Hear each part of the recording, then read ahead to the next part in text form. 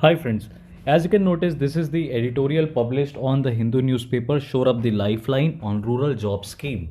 This editorial is published on November 27, 2021, and this comes into picture because government has recently allocated around 10,000 rupees as interim measure in the budget of MG Nareka. Now, this editorial comes into light because there have been consistent debates after the reopening of the second lockdown, and it has been criticized by various economists, policymakers, leaders of opposition, stating that there are twofold problems. First, that there is lower budgetary allocation at the very first place, and immediately after the reopening of the second lockdown, there has been unprecedented surge in the demand for the work under MG Narega.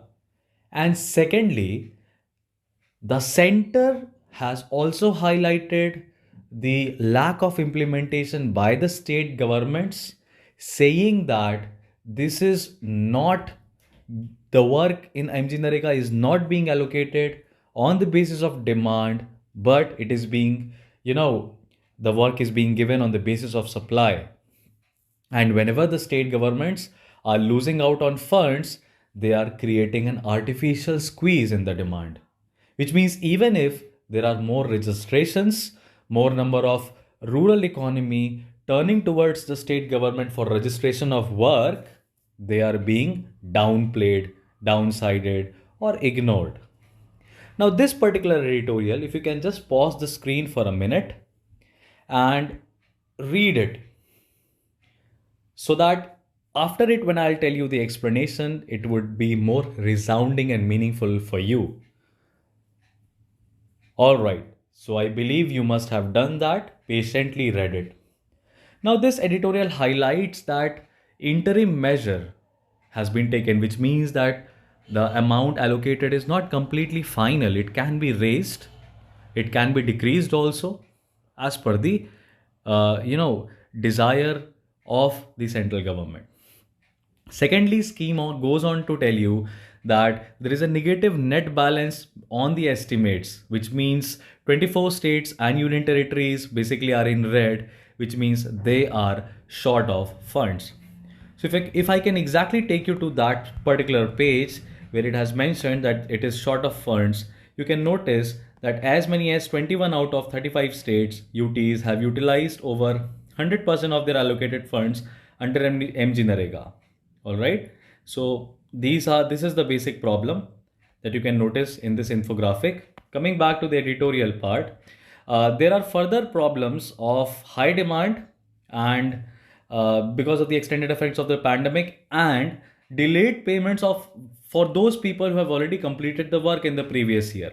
Now, even if the government is allocating more money, a significant chunk of that amount is going to pay the log back that is there. Now, again, this also increases the distress in the rural economy. All right. So, the author in this particular editorial does not criticize MG Narega scheme per se, does not criticize the benefits that it has.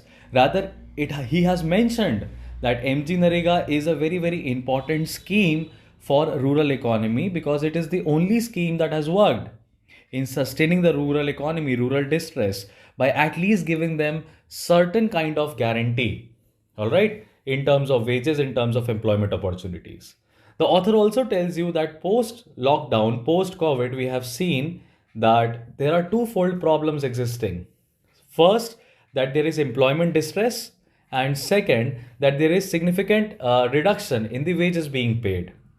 Author also tells you a critical point of this particular scheme implementation, that a lot of the workers are being turned away, which means he mentions it exactly in this way that those who are coming to register themselves for the work are not given 100 days of work or the unemployment allowance.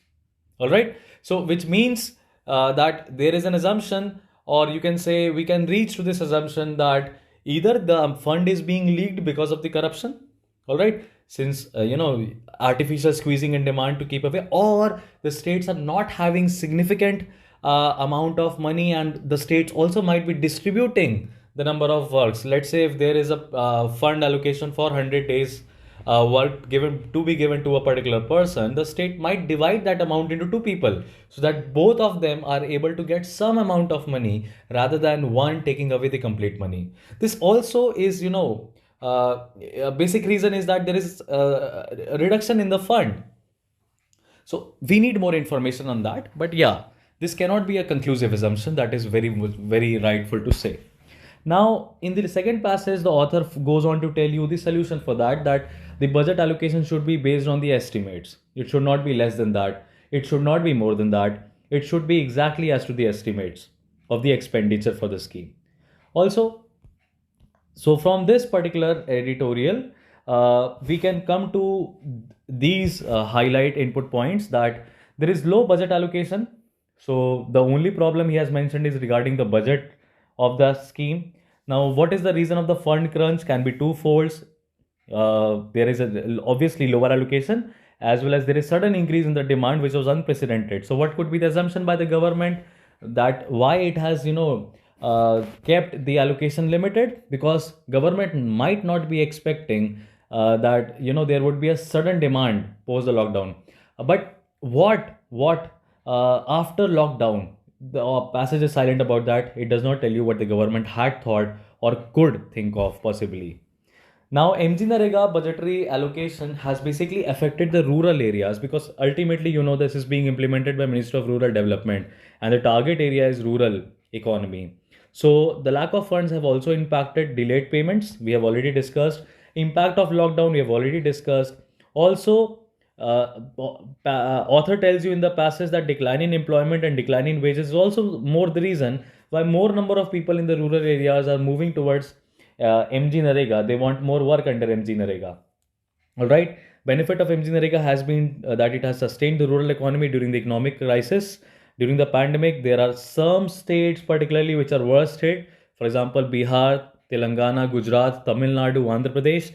And even while the scheme is being implemented in some states, there is a slag in implementation, that people are unable to get the complete desired work. And author hasn't criticized the scheme, but then has given also two inputs, that it must be in accordance with the estimates, and significant amount of expenditure goes into clearing the backlog, so proper implementation will save that amount. Also, author has appreciated the steps taken by the government, saying that the continuation of Pradhan Mantri Garib Kalyan Ann Yojana and fourth extension in the budget for this particular MG Narega is definitely a positive effort by the central government, and has concluded that government should make prudent decisions to increase the budgetary allocation, which means the author presumes that government is having the capacity to increase the allocation of money for this particular scheme. Going further, let us discuss something about MG Narega. So it stands for Mahatma Gandhi National Rural Employment Guarantee Scheme. The target beneficiaries are rural economy.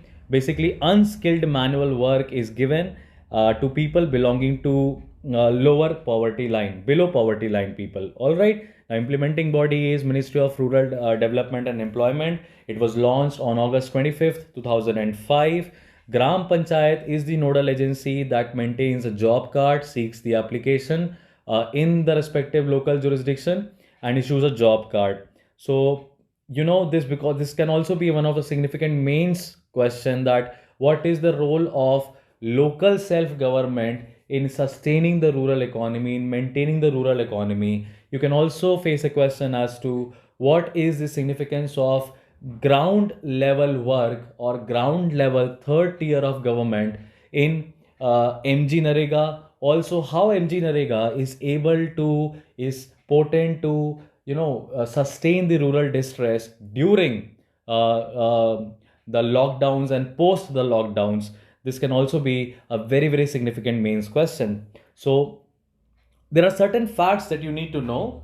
All right. So employment provided in MG Narega is within a radius of 5 kilometer of the residence of that particular person. If the work is provided beyond 5 kilometer, definitely the wage increases. And minimum 100 days of guarantee work is there, and it is basically used to secure right to work as per the constitution, article 21, right to livelihood. And in case work is not allotted within 15 days of registration, uh, after application, unemployment allowance is paid. Now the nature of the work that is provided is green and decent work, which means such works which are able to uplift the rural economy, help in restoring the environment of the rural areas. Now, as of now, the scheme is in implementation in 648 districts. Possibly it can be more, because this is what 2015-16 budget tells us. 6,849 blocks, more than 7,50,000 gram panchayat areas. Now, this is something very, very interesting. So, what basically MG Narega seeks to promote: sustainable rural economy, work security for women, unemployment fallbacks, rural sanitation, as it is a major work utilized under the scheme. You can say that agriculture workers are also protected when there is agriculture fallout due to unpredictable weather, or due to certain natural calamity which has caused a distress in the crop production side. So agriculture laborers can also earn a livelihood.